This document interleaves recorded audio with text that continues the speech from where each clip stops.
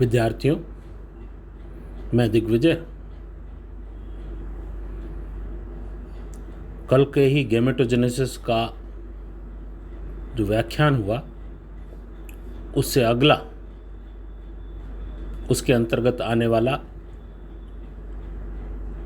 Spermatogenesis के बारे में आज चर्चा करेंगे।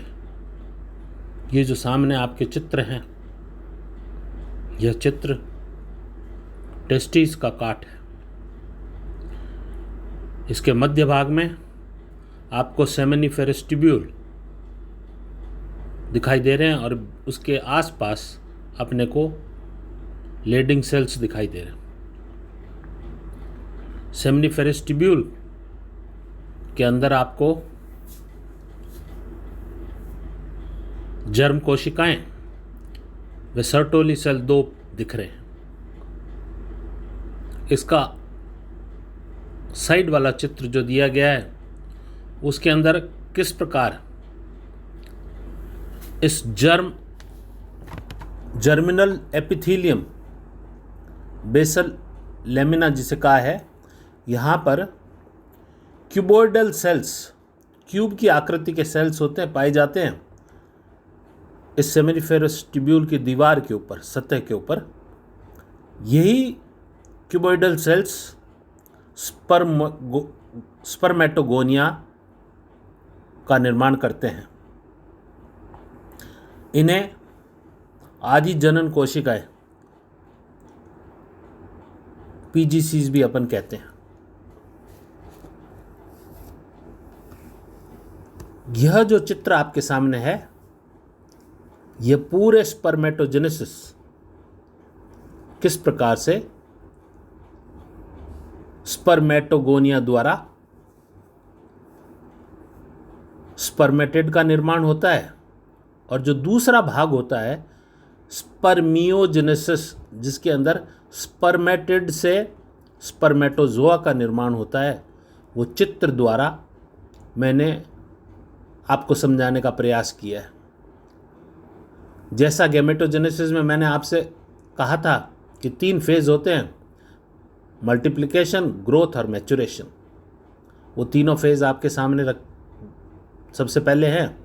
उसके बाद में गुणसूत्र की संख्या क्या होती है, क्रोमोसोम्स के नंबर, तो 46 लिखे हैं, डिप्लॉयड 2n लिखा है, और 23 यानी हैप्लॉयड n मात्र। ये 2 संख्याएं आपके सामने हैं।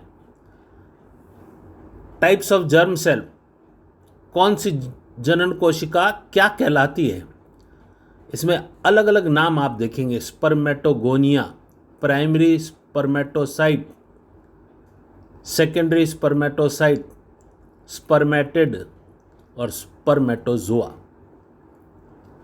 विभाजन कितने प्रकार के होते हैं?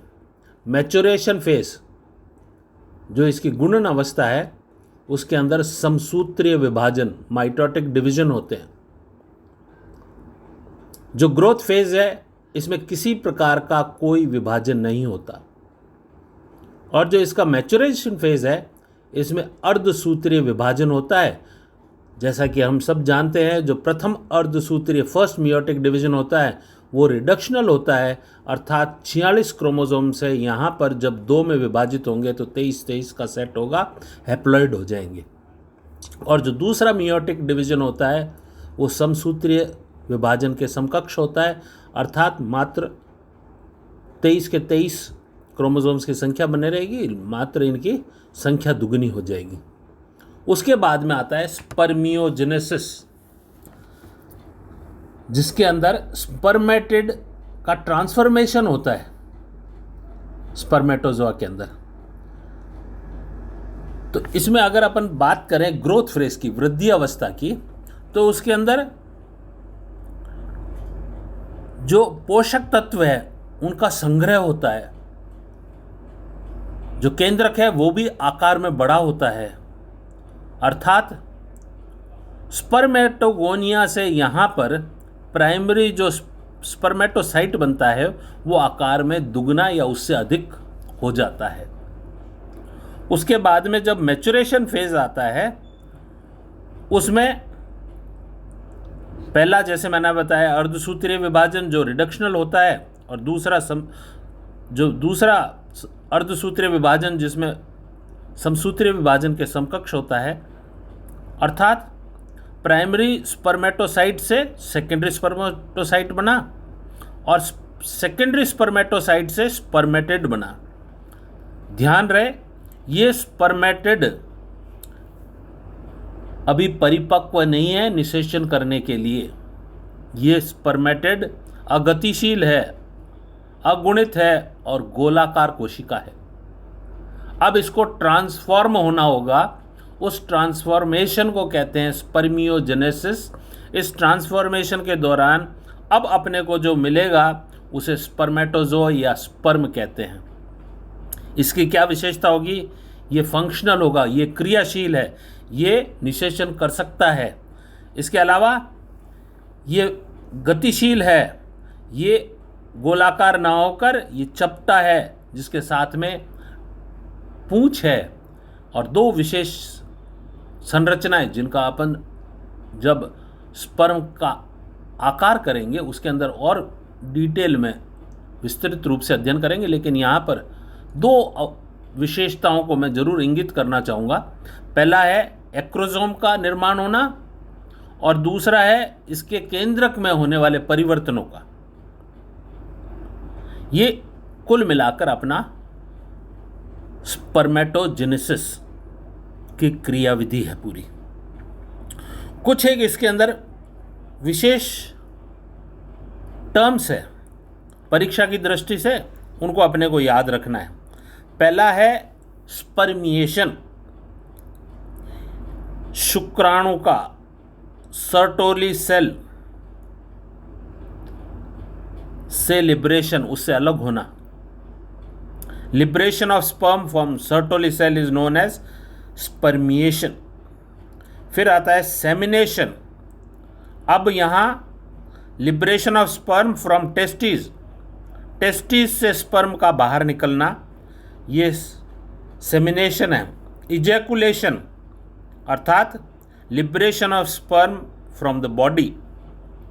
Insemination transfer of sperm into vagina of female, या फीमेल रिप्रोडक्टिव ट्रैक्ट में स्पर्म को पहुंचाने को इंसेमिनेशन प्रोसेस कहते हैं। जब ये स्पर्म या स्पर्मेटोजोआ एक बार मादा जनन तंत्र में पहुंच जाता है तो फिर उसकी जीवन चक्र सीमित होता है, अर्थात वो 24 से 48 घंटे तक ही क्रियाशील होता है। मानव में सामान्यतः 100 मिलियन प्रति ml वीर्य में शुक्राणु पाए जाते हैं। शुक्राणु की संख्या में कमी की अवस्था को ओलिगोस्पर्मी कहते हैं। ऐसी अवस्था में शुक्राणु द्वारा निषेचन की संभावनाएं घट जाती है, बहुत कम हो जाती है। और यदि वीर्य में शुक्राणु अनुपस्थित हो तो उसे एजोस्पर्मिया कहते हैं। यह एक प्रकार का रोग है। उसके बाद में आता है अपना हार्मोनल कंट्रोल ऑफ स्पर्मेटोजेनेसिस। जैसा पूर्व में गैमेटोजेनेसिस के दौरान में मैंने हार्मोन्स का जिक्र किया था, growth regulating hormone, luteinizing hormone, FSH follicle stimulating hormone, उनका इस चित्र द्वारा समझाने का आप प्रयास किया है। सबसे पहले हाइपोथैलेमस जो होता है उससे स्रावित होते हैं गोनेडो रिलीजिंग हार्मोन। ये आकर अग्र पिट्यूटरी के अग्र भाग को स्टिमुलेट करते हैं और वहाँ से दो प्रकार के हार्मोन निकलेंगे। एक होगा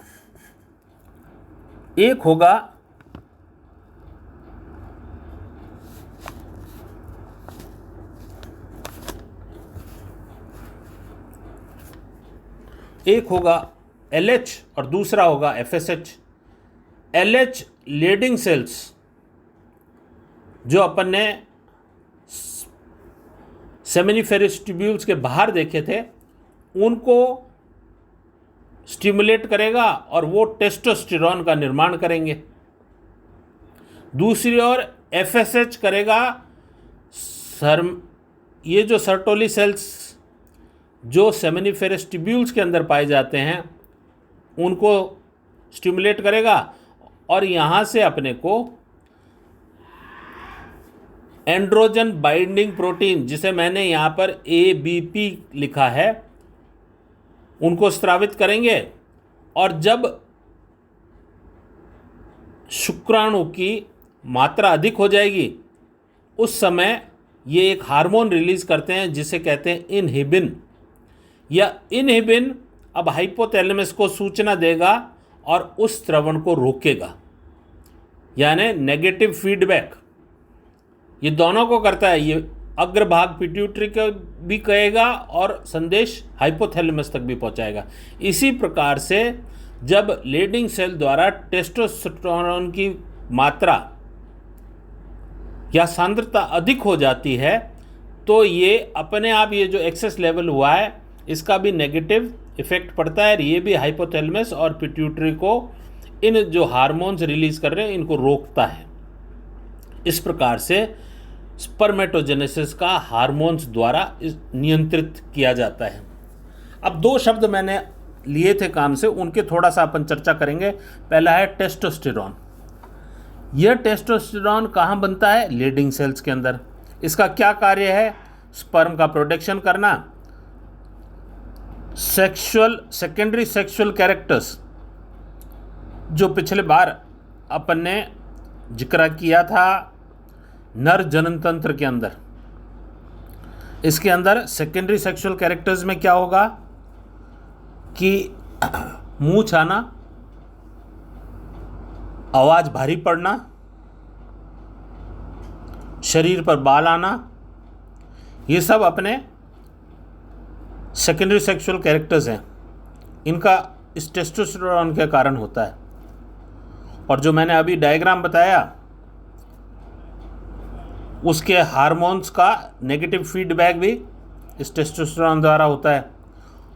और यही टेस्टोस्टेरोन जब भ्रूणीय अवस्था में होते हैं तो 7वें महीने में जो नर फीटस होता है उसके 7वें महीने में टेस्टोस्टेरोन की जैसे ही मात्रा रक्त के अंदर एक निश्चित सीमा तक आ जाती है तो 7वें माह में ये टेस्टिस इंगुअल कैनाल की सहायता से शरीर से बाहर स्क्रोटम में आ जाते हैं। ये शरीर से बाहर 7वें महीने के बाद में निकलते हैं। दूसरा, सर्टोली सेल्स जो सेमिनिफेरस ट्यूब्यूल्स के अंदर पाए जाते हैं। ये क्या कार्य करते हैं? ये सबसे पहला करते हैं, ये पोषण देते हैं, पोषण प्रदान करते हैं डेवलपिंग स्पर्म्स को। दूसरा, ये एक बैरियर की तरह कार्य करते हैं, अन्यथा शरीर का इम्यून जो सिस्टम होता है, प्रतिरोध क्षमता के कारण ये स्पर्म कहीं नष्ट न कर दिए जाएं, उसको रोकता है। अगली विशेषता इसकी मुलेरियन डक्ट जो भ्रूणीय अवस्था में पाई जाती है उसको नष्ट करता है। ये ध्यान रहे, ये मुलेरियन डक्ट आगे चलकर मादा जननांगों को बनाती है, लेकिन नर के अंदर इस सर्टोली सेल द्वारा इस मुलेरियन डक्ट को नष्ट किया जाता है या आगे बढ़ने नहीं दिया जाता। कई नरों के अंदर ये मुलेरियन डक्ट सक्रिय हो जाती है। बाह्य जननांग तो नर के होते हैं, लेकिन आंतरिक संरचनाओं में मादा संरचनाएं भी होती है, जिसे मुलेरियन सिंड्रोम कहते हैं पुरुषों के अंदर, मेल मुलेरियन सिंड्रोम। अगला कार्य इनहिबिन हार्मोन का स्रवण करना, जो मैंने चित्र में ऊपर बताया था कि जब स्पर्मेटोजेनेसिस की संख्या, स्पर्म्स की संख्या अधिक हो जाती है तो ये इनहिबिन हार्मोन हाइपोथैलेमस को और पिट्यूटरी को इन हार्मोन्स के रिलीज को कम कर कर एक स्तर मेंटेन करता है। इसी प्रकार एंड्रोजन बाइंडिंग हार्मोन जो हैं वो प्रोड्यूस होते हैं सर्टोली सेल से, और इनका कंसंट्रेशन ही है जो स्पर्मेटोजेनेसिस को स्टिमुलेट करता है और स्पर्म्स का निर्माण कराता है। आज का व्याख्यान इतना ही। अगला व्याख्यान अपना शुक्राणु की आकृति, उसके प्रकार, उन पर रहेगा। धन्यवाद।